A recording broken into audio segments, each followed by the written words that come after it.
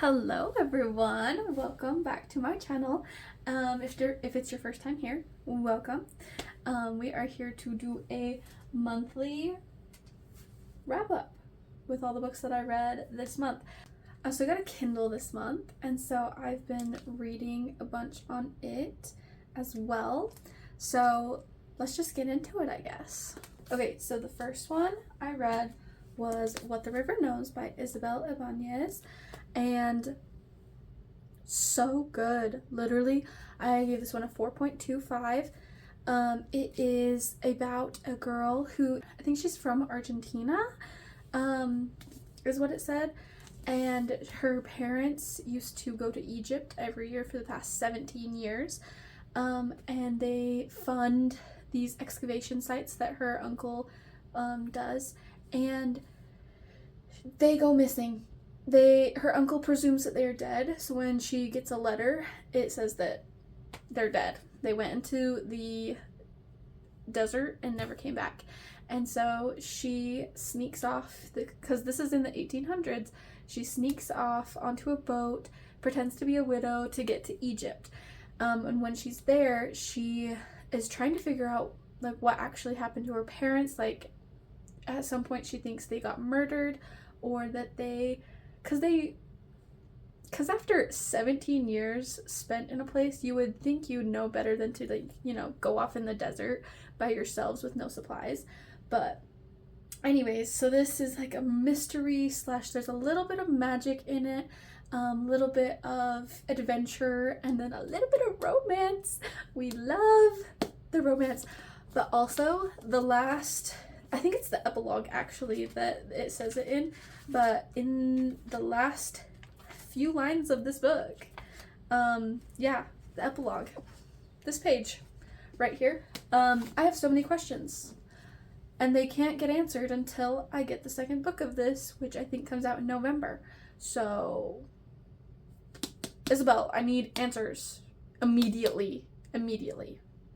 So good. And then I continued my Elsie Silver binging. Off to the Races. This is the first book in the Gold Rush Ranch series, and these are her old covers, her indie covers. So beautiful. I gave this one a 4 stars. Don't really remember a ton about it other than the grandpa dies and he owns all these like racehorses, and so then so then the grandson, don't even remember his name. So then Vaughn, he kind of is taking care of the farm now, the ranch, whatever you want to call it, and he needs to hire a horse trainer, and so he hires Billy, assuming Billy is a guy. Billy is not a guy, Billy is a girl, and they don't get along at first at all. They're very much not enemies, but like they don't like each other at all, and then they slowly start to form a friendship and kind of just rely on each other more, tell each other more things, and slowly it blooms into a little something more. But so good, loved it, it was great. And then I read Mixed Signals by B.K. Borison. This is the 3rd book in the Love Light Farm series. This is about Layla and Caleb, and Layla owns the bakery at Love Light Farms. I gave this one a 4.5, by the way. She owns the bakery, she bakes everything from scratch, she is just a fun, spunky, I love her.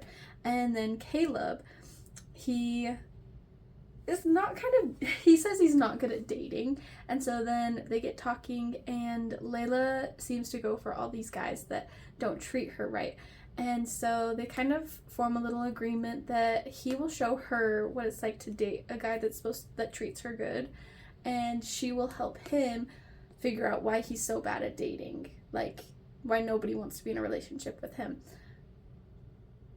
He falls first and harder. It's so good. Their banter and just like the way they interact with each other, adorable. Love them. Caleb, what a sweetheart. I love him so much. Very good. And then my family went on vacation, and so I took this book with me, The Heiress by Rachel Hawkins. I also gave this a 4.5. This one was wild. I love reading, first of all, I love reading books that are this size in the car. I don't know what that's about, but it was the same way when I read The Antique Hunter's Guide to Murder. It's the same size as this, and I love reading it in the car. It's such a weird thing, but anyways, enough about that. But this is a story. You kind of get a lot of flashbacks of this lady who she is known as Mrs. Kilmore, because all of her husbands, she's had 4 husbands and they've all died in mysterious ways. People think that she murdered them. You don't really know if she actually did or didn't until later in the story when she's explaining what happened to all of her husbands, explaining just the life that she's had. She comes from a very rich family, and so she is the heiress because she inherits the house, the family house, family business, all that stuff. And so she's very rich, and then she eventually adopts a son, and he is one of the main characters that you get his POV in, and he left as soon as he could. He actually left, I think, when his adopted mom, the heiress, when she dies, but she left him all these letters. That's how we're getting the backstory about her. So he left after her death and has since married. It's been 10 years, and now he is forced to come back when his uncle dies, and kind of settle the estate and get some things done. So he doesn't want to go back, but his wife is like, no, it'll be fine. Let me tell you, the twist in this, I didn't see coming. Although I will say with that, I've been trying to not guess endings, because I think I kind of spoil it for myself reading mysteries and stuff like this. So I try not to guess endings of books. But, so anyways, so you may or may not be able to guess this ending to this book, but I didn't, so I think it was really good. It was a fun mystery. It kind of ends in a way that you're like, what? So really liked it, yeah. And then I read Indigo Ridge by Daphne Perry. This is my first and only 5-star for this month. It's a romance, but it also has a little bit of murder mystery in it, which was really fun, especially going from The Heiress to a more romance book. I think it was fun to kind of blend it. I have never seen... Let me rephrase. I've never seen an adult book be a murder mystery / she's a cop where it's also a romance. And the romance is pretty heavy in it too, so it's not like, oh, it's a murder mystery with a subplot of romance. No, like those are both very prominent things in this story and the plot, and they're both important to the relevance of the story. I don't know if any of those words just made sense, but it made sense to me. 5 stars. It was so good. So good. Okay, and this is where I ended up getting my Kindle. And you can tell because the next, 5 books I read on Kindle. So after Indigo Ridge, I only have the first book in physical form, but the rest of them are on Kindle Unlimited. And so I immediately jumped into Juniper Hill by Daphne Perry, and this is the second book in that series. Obviously, I wouldn't just skip around books. Well, I gave it 4.5 stars. USA! USA! Sorry, I'm watching swimming for the Olympics, and we just got a gold. So this one is about one of the other brothers. His name's Knox, and he owns the restaurant in the town that they live in Quincy, Montana, I believe. And then this girl, Memphis, ends up coming to the town. She has a baby. She starts working at the hotel that his parents own, and the hotel is connected to the restaurant, so that's important to the story. And that's why they end up interacting a lot and just seeing each other more. She also has nowhere to stay. We don't know where she came from at first. Just we know that she's running from New York and that her baby is barely 2 months old, and she has no family, no money, nothing. And so she ends up renting the loft apartment from him and so she's staying there, but her baby cries all the time, and so he, being, you know, a book boyfriend, a book dad, ends up going over pretty much every night and rocking the baby to sleep and just pacing the floor so that both of them can get some sleep. Then obviously you're gonna end up starting a relationship because you get to know each other very well when you spend late nights with each other, and there's just so much about this. Like, I didn't see hardly any of it coming. And there's a lot of twists and turns. You find out why she's running from New York, which is a very big deal, and I didn't expect that to happen in a romance book, but it was just really good. And then I read The Bookstore Wedding by Alice Hoffman, I believe is her last name, and it was cute. It was just a novella. It was 40 pages. It was very quick. I gave it 3.75 stars. I gave it 3.75 stars, and it was just a cute little no, like I said, a novella. I think it's part of a series, actually. It's just a fun little palate cleanser between books because I had been reading them so quickly at that point after I got my Kindle. It was just a fun read, basically. Not a lot to it. It's about two sisters and just their lives that they go through, and their relationships with the people in the town that they live in. Short, sweet, simple. It was great. Then I read Strung Along by Hannah Cohen, and this one was good. It was a cowboy romance. I've been I've been looking for more cowboy romance because I'm just really in that era right now. I've gone to a lot of rodeos recently, and it's just summertime, so I feel like it's cowboy season right now, you know? I also read this one on Kindle Unlimited, and it was really good. I gave it a 4 stars. It is about a girl who is engaged. She finds out that her fiance is cheating on her, so she breaks off the engagement, moves to a completely different part of the country that she's in, and ends up settling down in a small town. She meets a couple people that become her close friends, and she also ends up meeting or texting. She accidentally texts a wrong number and ends up being this guy who she knows as Beau. And so she gives also a nickname, Banana. And they start texting back and forth, and they kind of like texting each other. It's kind of a fun little outlet, not knowing who you're texting. I don't condone this in real life. Don't text strangers, please. Know who you're texting. She ends up meeting this guy, Brody Steele, at a bar. He is a very famous singer, but he's currently injured his vocal cords. He had to have surgery. I'm not really sure on that part. But he's currently in healing mode right now, and just kind of, he's from this place, this small town, Cherry Peak, whatever it's called, Cherry. And so he's just resting, kind of on leave from singing right now, and they end up meeting at a bar.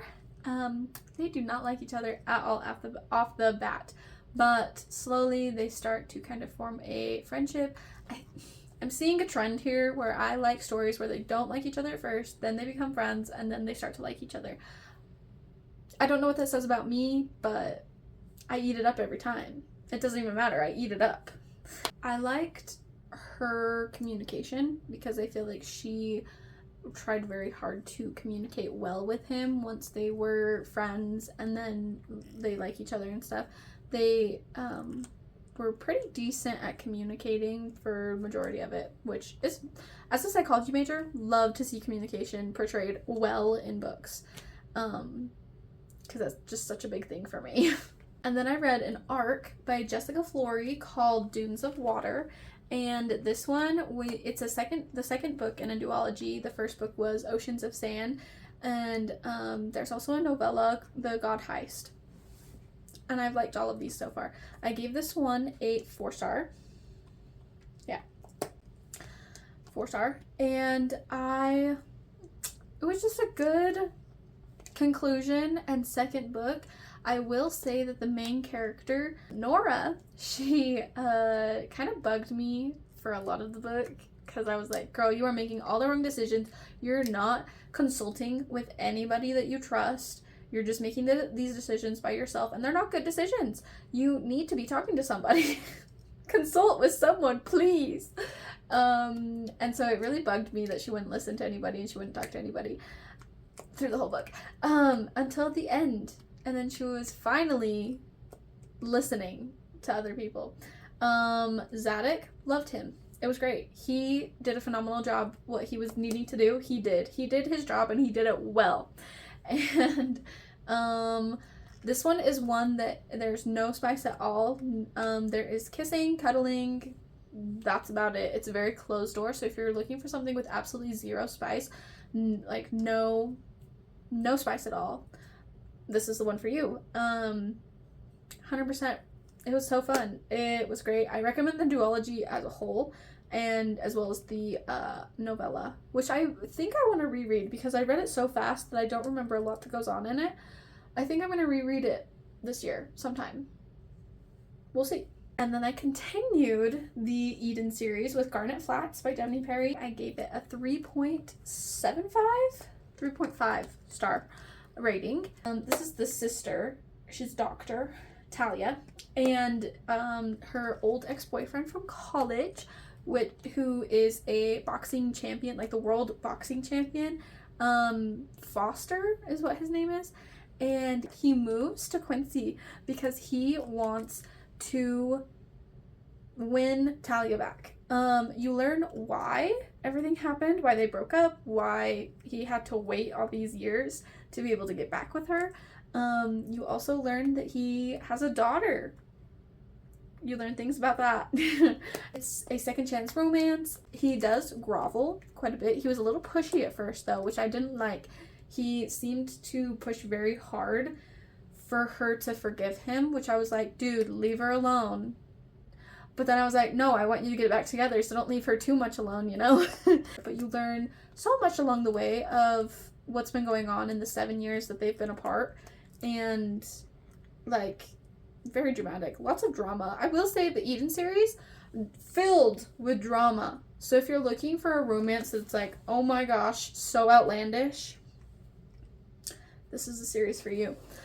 And then I read my very first physical manga. I've been reading Berserk a little bit. I think I'm on like volume 10 of that, but I'm just reading it online, so I feel like I can't count it because I don't know if I'm counting volumes or if I'm counting books, but that's a whole thing in itself.